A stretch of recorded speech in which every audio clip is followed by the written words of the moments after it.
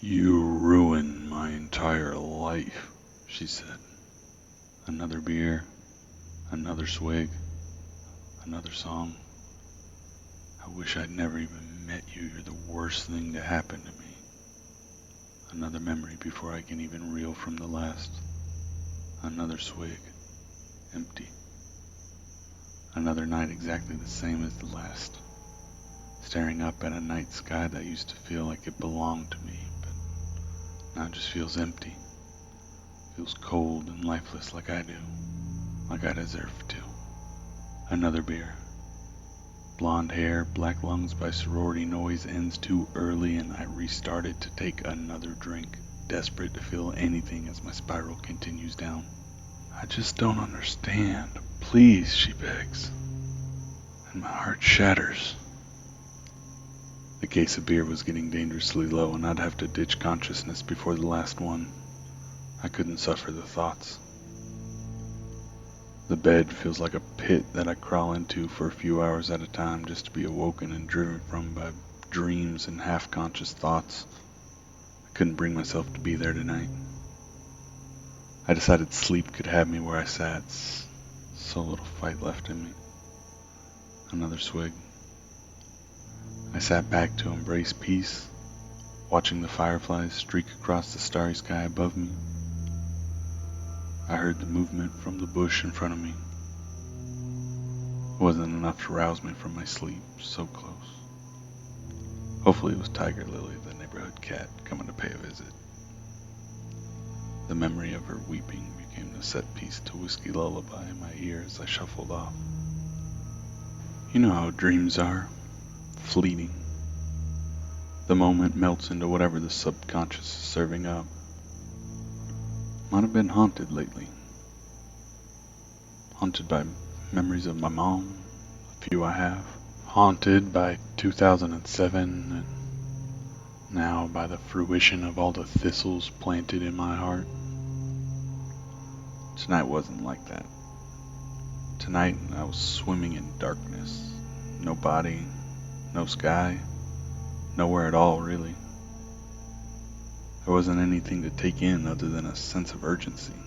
Urgency gave way to abject terror when from directly in front of me I heard breathing. I could hear the excitement in the breath. Primal. The fear coursing through me pinned me in that darkness. My insides felt like they would crawl out of my mouth to get away from here.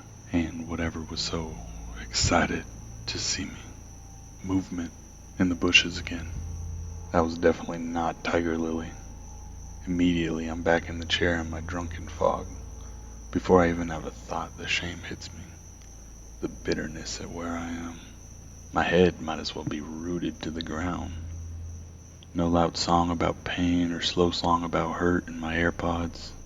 Listening more intently, I make out breathing. Excited. As it approached from the darkness, my skin crawled. I would have leaped from the back of my own skull if I could have. The breathing in my AirPod came around to the right side, but I could feel the air on my ear.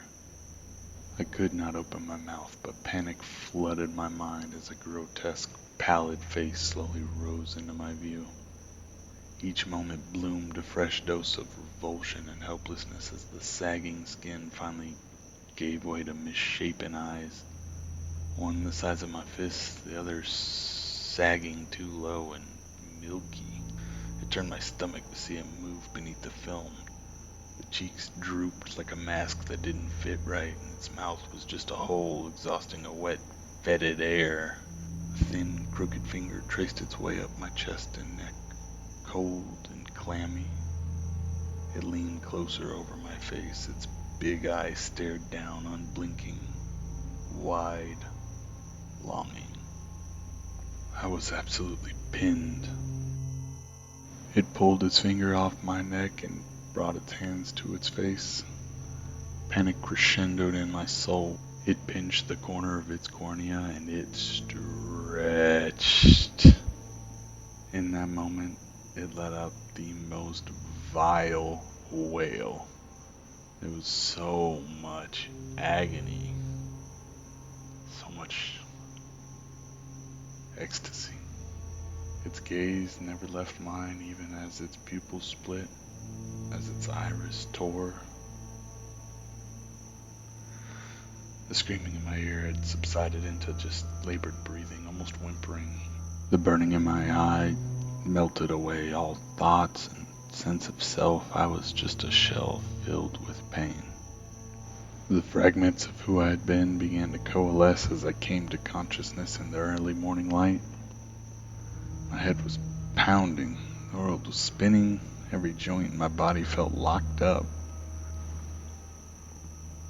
It was barely dawn, but it was unbearably bright. My eyes felt heavy. There was no way I was going to be able to stay awake. Stumbled inside and crawled into bed, feeling relieved to be there for the first time in weeks. I sent an email from my phone to use PTO for the day. This hangover was unreal. Even the phone screen on lowest brightness made me squint. I didn't have the energy to feel anything but tired, which was great. When I did drift back off, I didn't dream. The sun was down when I jolted awake. Instant fear hit my stomach as I realized I had heard heavy breathing just before waking. My head was pounding, but as wakefulness came, I realized it was actually only me breathing. It had become labored. The sudden surge of fear was waning, but it sent a shock down my spine. It brought tears to my eye. I wiped them away, and they were instantly replaced with more when I looked at my hands to see a streak of white. I'd like to thank you, readers,